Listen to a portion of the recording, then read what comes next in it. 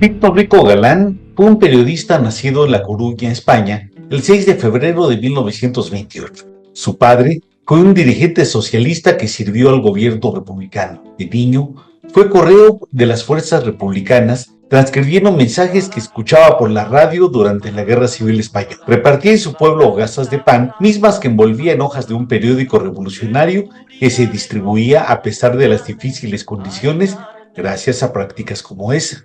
Víctor Rico Galán fue un revolucionario en la mente y en la acción, desde su niñez hasta su muerte. En España, su país de origen, siendo un niño de familia republicana, participó directamente y activamente en la Guerra Civil Española, como correo que memorizaba y transmitía partes y órdenes militares entre las filas franquistas y republicanas.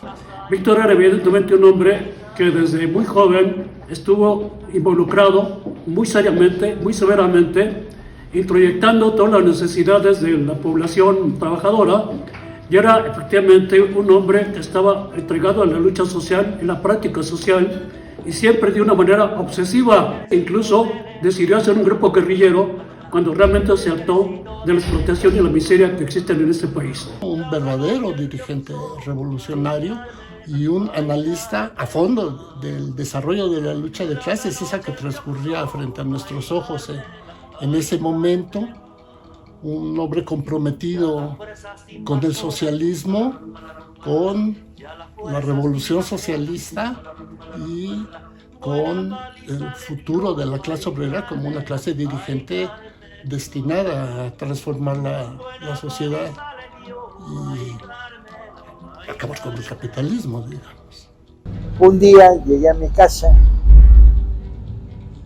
y me encontré a un personaje con chamarra del ferrocarrilero de Mezclilla conversando en el comedor con mi papá. Y había además 2 o 3 personajes que sin duda eran ferrocarrileros. Luego mi padre me dijo, este es Víctor Rico Galán, y lo seguía desde lejos en la adolescencia, en sus crónicas en la revista Siempre.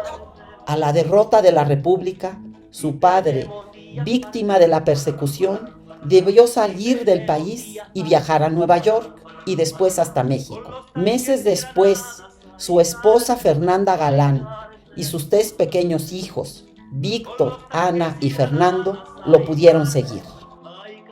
Luego, exiliado en México, fortaleció su formación revolucionaria estudiando a Marx y a Hegel en la Facultad de Filosofía y Letras de la UNAM, con maestros brillantes como José Gauss y otros también transterrados españoles, y escribiendo artículos de análisis político.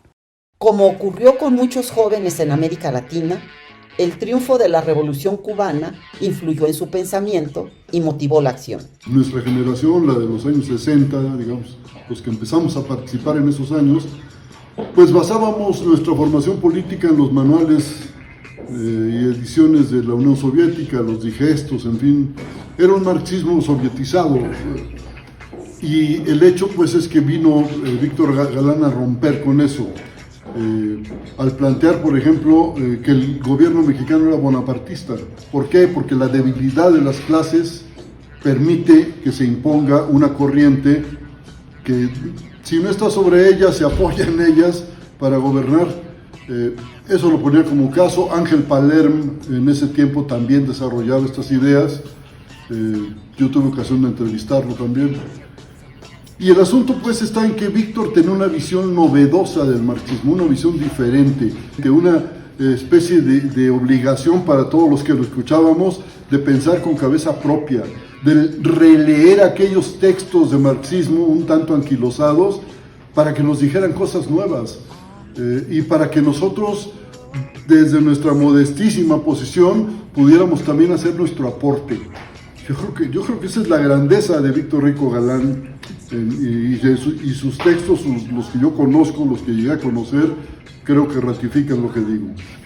Víctor nos mostró que surgían movimientos y sectores sociales nacionalistas revolucionarios. Y esto para mí tal vez fue la lección más importante que aprendí con él, porque como trabajador de empresa estatal traté con muchos, no solo compañeros que hay nacionalistas revolucionarios, sino incluso con funcionarios de las empresas estatales que tenían ese pensamiento. Pudo unificar la teoría con la práctica. Como sabemos, él tenía una formación de filósofo. Su capacidad para llevar esta formación, estas ideas que él desarrolló a la práctica y en un momento dado desarrollar una teoría muy específica para ese momento en que se discutía si lo correcto era la lucha armada o la lucha política propiamente. Víctor escribió en las revistas Siempre, Sucesos para Todos y Política, publicaciones donde analizaba aspectos de la vida política nacional e internacional, al lado de periodistas como Francisco Martínez de la Vega, José Natividad Rosales, Renato Leduc, Manuel Marcué Pardiñas y Jorge Carrión, así como el caricaturista Ríos, entre otros. Y él fue un individuo sobresaliente en el periodismo, por ejemplo. Eso claro. Era una de las grandes estrellas de la revista Siempre. Los jóvenes lo leíamos con verdadera pasión en los años 60. Pero además también fue un maestro universitario de excepción. ¿Por qué? Porque no repetía la lección ni nos obligaba sencillamente a aprenderla para poder repetirla. No, nos inducía a pensar. Llevar el conocimiento que uno tiene hacia los trabajadores, de educarlos, de hacer que eleven sus miras, etcétera, de organizar la revolución en serio y organizar a los trabajadores en esa dirección. No cualquiera lo hace, Víctor sí, y nos compartió esa tarea y esa lucha. En su experiencia como periodista, había estado en contacto con diferentes movimientos de América Latina. En esa lucidez, él pudo dejar atrás el proyecto de llevar la revolución socialista a través de una lucha armada y planteó que más bien se debía de desarrollar todo un grupo, todo un partido de cuadros políticos, así le llamábamos a los dirigentes políticos, que tuvieran una actividad que permitiera crear una conciencia socialista, sobre todo entre la clase obrera. Entre 1959 y 1967, la evolución política personal de Rico Galán siguió en muchos aspectos un camino paralelo al de la Revolución Cubana. Lo mismo en su tránsito de la democracia y el nacionalismo pequeño burgués al socialismo, en su crítica de las aberraciones teóricas y políticas del estalinismo, como el pacifismo a ultranza y la política de colaboración de clases que sustentaban la mayoría de partidos comunistas, o en la adopción del foquismo como estrategia para el desarrollo de la revolución en Latinoamérica. Lo que pasa es que era muy rudo, es decir, no permitía caer. En ese sentido, su recuerdo es imborrable para todos aquellos que realmente queremos que nuestro país tenga un cambio estructural básico y no esto que estamos viviendo, que no es algo que nos gratifique de una manera sensacional, ¿no? La participación política de Rico Galán se dio lo mismo en el Movimiento de Liberación Nacional que en organizaciones de Amigos de Cuba, país al que viajó en diversas ocasiones, en una de ellas por 2 meses. En la isla entrevistó a Fidel Castro y al Che Guevara, con quienes mantuvo desde entonces contacto. Volví a encontrarme con él de manera casual, cuando revisando todo lo que había y lo que se había hecho en México sobre el Che, descubrí sus artículos sobre el Che en la revista Siempre, y que había sido uno de los pocos periodistas mexicanos que habían entrevistado al Che. Entre otras consecuencias, Rico Galán fue vigilado con especial rigor por la Dirección Federal de Seguridad, la Policía Política de México. El 23 de septiembre de 1965, un grupo guerrillero integrado por dirigentes sociales de Chihuahua y encabezado por Arturo Gámez, atacó el cuartel Madera en esa entidad norteña. Con el fotógrafo Rodrigo Moya, Víctor viajó al lugar de los hechos, de cuya visita resultó el artículo Chihuahua, de la desesperación a la muerte, publicado en la revista Sucesos para Todos del 15 de octubre de 1965. Conocí personalmente a Víctor Rico Galán en 1966, luego de que vino a Chihuahua a reportear el ataque guerrillero al cuartel de Madera de 1965, del que fui partícipe aunque no tuve intervención directa en ese hecho de armas. En Chihuahua, Víctor buscó sin éxito a sobrevivientes del ataque al cuartel, entre ellos a mí, según me relató un periodista amigo chihuahuense. Sabiendo quién era Víctor por sus artículos en la revista Siempre sobre el acontecer político mexicano, sobre la Revolución Cubana y otras revoluciones en América Latina, y el propio reportaje que publicó en la revista Sucesos sobre el ataque al cuartel de Madera, busqué a Víctor en la revista Siempre y luego en su casa y tuvimos una larga charla sobre el movimiento campesino previo al ataque al cuartel de Madera, el ataque al cuartel y lo que vendría después. Víctor me obsequió el dinero que tenía disponible, que mucha falta hacía al grupo de quien estábamos sobreviviendo en la clandestinidad, y también una pistola de alto calibre. Conjugó sus actividades periodísticas con la organización de círculos de estudio y del Movimiento Revolucionario del Pueblo, organización que buscaba la preparación política y militar de sus militantes a fin de transitar por la vía armada a la transformación del país. Antes de que realizara esta organización cualquier acción guerrillera, el 12 de agosto de 1966, la Dirección Federal de Seguridad lo detuvo bajo la acusación de incitación a la rebelión, conspiración y acopio de armas. No nos volvimos a ver hasta que nos encontramos en Lecumberri, él detenido desde 1966 y a mí me detuvieron y me trasladaron a Lecumberri en enero de 1967. Ahí nos fuimos identificando políticamente al paso de la convivencia carcelaria y de las discusiones políticas que allí teníamos entre corrientes afines y no tan afines, y después de que Víctor salió de la cárcel en 1971 hasta su muerte en 1974. Incluso los presos políticos de la crujía N, los que empezaron a caer, ¿qué sería? 65, 66, ya no recuerdo bien, tenían un círculo de estudios donde tenían maestros como Víctor Rico Galán, ni más ni menos, Adolfo Gili, que yo creo que ahí tuvo una gran evolución en sus concepciones. Él venía de un trotskismo igualmente rígido, el del posadismo, y junto a Rico Galán creo que abrió mucho su perspectiva para entender los fenómenos sociales y políticos. A fines de 1967, el fracaso de la guerrilla del Che Guevara en Bolivia lo hizo comenzar una autocrítica sistemática de sus concepciones y de sus actitudes pasadas.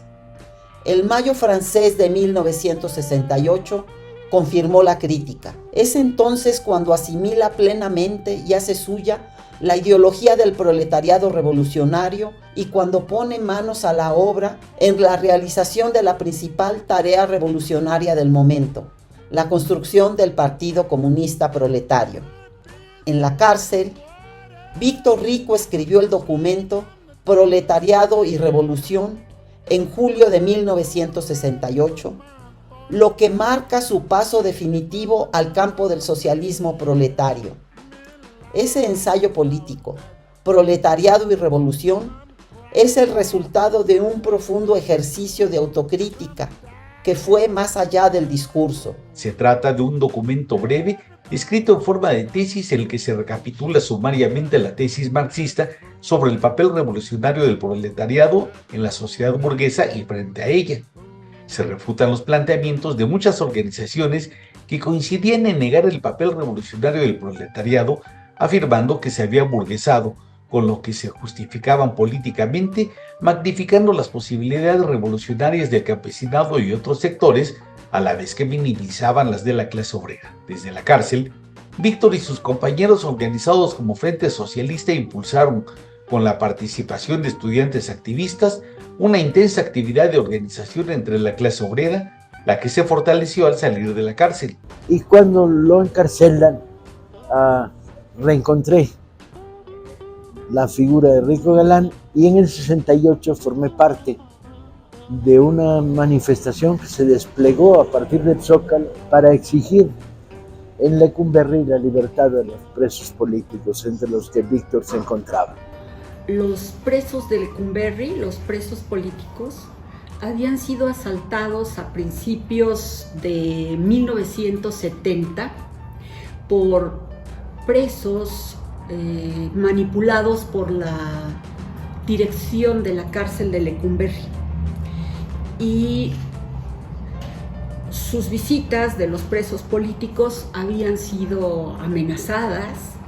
Entonces Víctor consideró, como dirigente que era de un grupo de presos políticos de la crujía C, en esa época estaban en la C, que sería bueno que se ampliara el número de visitas. Entonces a varios jóvenes nos invitaron y yo empecé a visitarlos en la cárcel de Lecumberri ese año, precisamente. Tenía yo mis 16 años.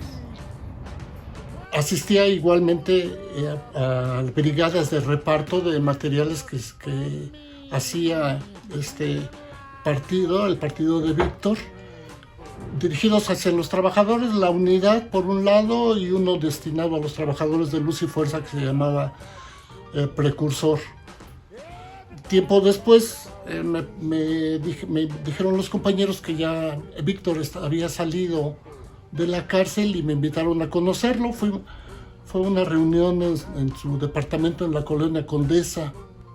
Conocí a un hombre especial, realmente especial, un dirigente revolucionario, un marxista.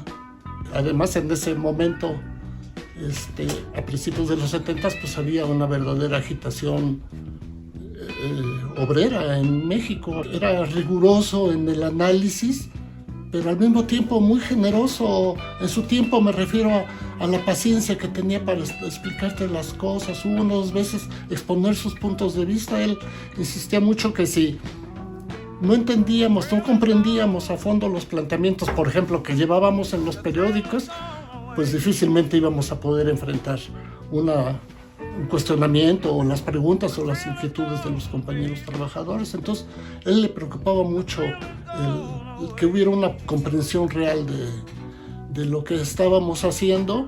Y bueno, el hecho fundamental era un hombre no solamente de teoría, de altos niveles teóricos y de miras políticas elevadas, sino más que nada era un dirigente de acción, ¿no? O sea,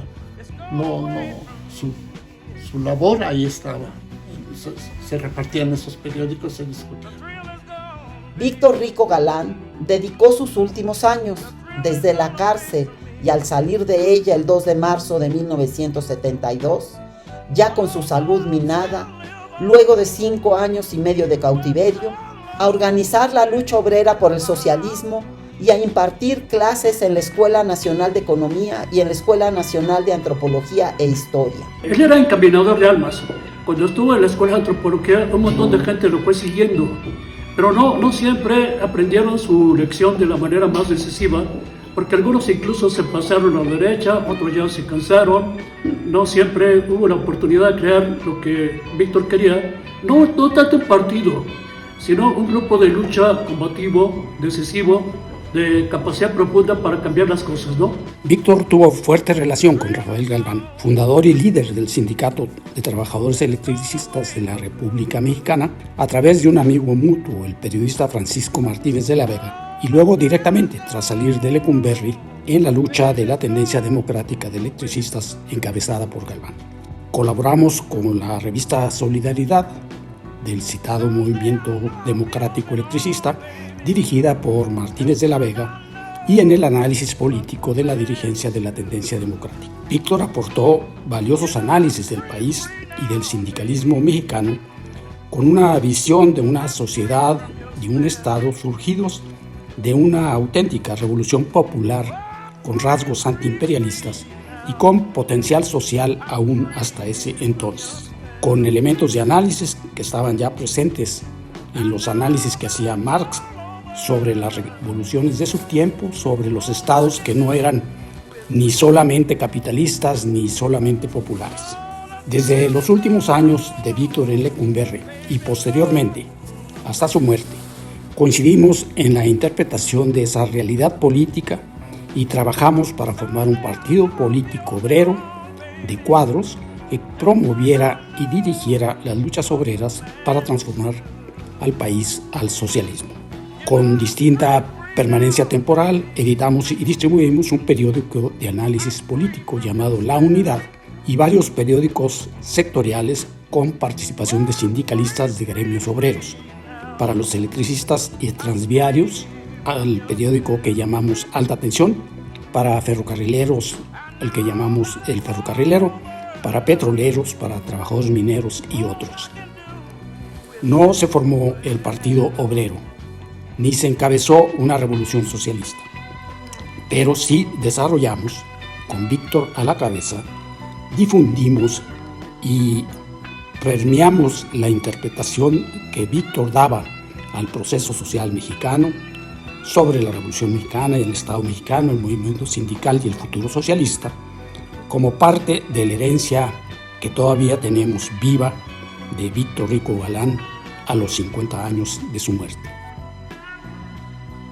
En documentos como el mencionado Proletariado y Revolución, la lucha de las masas y la construcción de la vanguardia, nota sobre el trabajo sindical, por qué los obreros no se deciden a luchar por el rescate de sus sindicatos y muchos más, Rico Galán explicaba los mismos aspectos teóricos de la lucha por el socialismo o las desviaciones de las direcciones de los partidos comunistas y los grupúsculos que proliferaron en esos años, que aspectos prácticos como la necesidad de editar prensa obrera, participar en cada lucha sindical con planteamientos de fondo, pero atendiendo al estado de ánimo y las demandas de los obreros, o el carácter de la Ley Federal de Trabajo.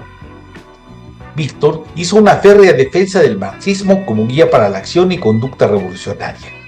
Dio un lugar central al estudio de fondo del marxismo como herramienta de análisis y acción y rechazó el uso de manuales. Reivindicó la necesidad capital de formar una vanguardia revolucionaria proletaria con una fuerte preparación teórica. Fue pionero en señalar la importancia de la acción organizativa dentro de las filas del proletariado, lo que algunos reconocían de palabra, pero no lo llevaban a la práctica. Hay que conocer cuál era el contexto de la época en que él hizo su lucha y creo que los logros teóricos ahí están. La vida política que tenemos ahora, yo creo que en gran parte se debe a lo que él planteó y lo que él soñó y lo que él trabajó. Ese sería su legado, porque tenía todo un fundamento teórico para tener esta postura. El legado de Víctor es central en estos momentos. Desde mi punto de vista tenemos 5 años, ya llevamos 5 años viviendo bajo un régimen nacionalista revolucionario. Si lo vemos desde la perspectiva que planteaba Víctor Rico, del partido dirigiendo a los trabajadores y los trabajadores haciendo alianzas, etcétera, con miras a la revolución, no ha habido ninguna alianza con los nacionalistas. El nacionalista sigue haciendo sus cosas y muchas veces hasta, pienso yo, sin la verdadera comprensión de la clase obrera.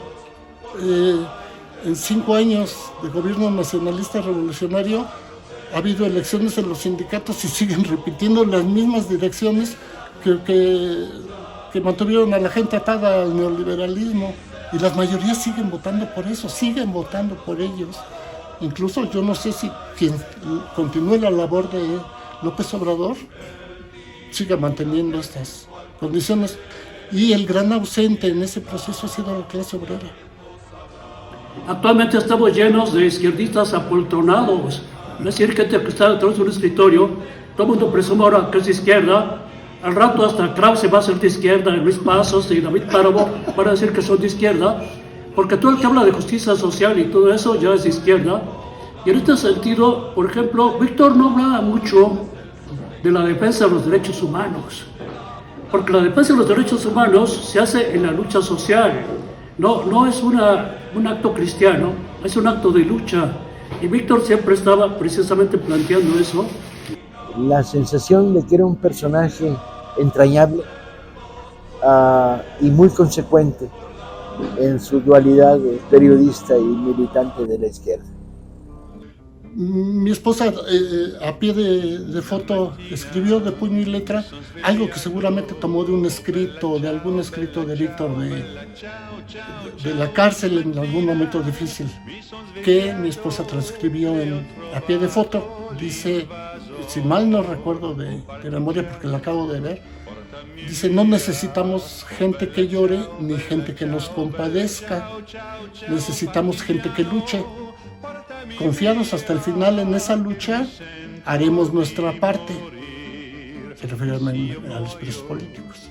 Nosotros podremos caer, pero no caerá de nuestras manos la bandera roja del proletariado. El 12 de enero de 1974, repentinamente falleció Víctor Rico Galán. Sus restos descansan en el Panteón Jardín de la Ciudad de México. Lo sobrevivieron su esposa, Ingeborg Diner, y sus 3 hijos, Miguel, Marta y Ernesto, así como su hermana y también revolucionaria, Ana Rico Galán. Hasta su muerte, Víctor fue un militante comunista. A 50 años de su partida, nuestro recuerdo y agradecimiento, pero más que eso, el compromiso de continuar su lucha.